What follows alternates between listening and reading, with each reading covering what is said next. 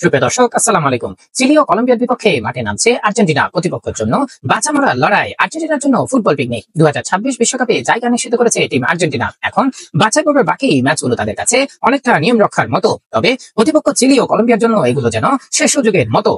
Argentina football association AFA নিশ্চিত করেছে আগামী 5 জুন সান্তিয়াগোতে চিলির বিপক্ষে এবং 10 জুন বুয়েন্স আইরেসের মনুমেন্টাল স্টেডিয়ামে কলম্বিয়ার বিপক্ষে খেলবে মেসি বাহিনী। চিলির অবস্থা এখন এক পা মাঠে তো আরেক পা বিদায় অনুষ্ঠানে। চিলির বর্তমান পয়েন্ট তালিকায় একেবারে নিচে 10 নম্বরে রয়েছে তারা।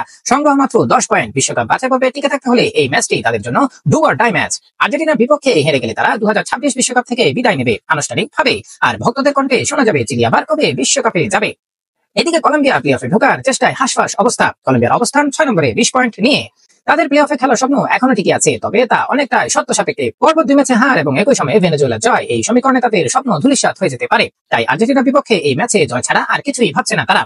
এদিকে আর্জেন্টিনা দায়িত্ব মুক্ত তবে দায়িত্বশীল। যদিও স্কলনির দল বিশ্বকাপে নিজেদের জায়গা পাকা করে ফেলেছে, তবুও তারা প্রতিটি ম্যাচকে গুরুত্ব দিয়ে নিচ্ছে। কারণ প্রতিটি ম্যাচই দল গুছিয়ে নেওয়ার, খেলোয়াড়দের ঝালিয়ে নেওয়ার এবং ভবিষ্যৎ পরিকল্পনা চূড়ান্ত করার সুযোগ রয়েছে। বিশেষ করে তরুণ খেলোয়াড়দের পারফরমেন্সের দিকে নজর থাকবে সবার।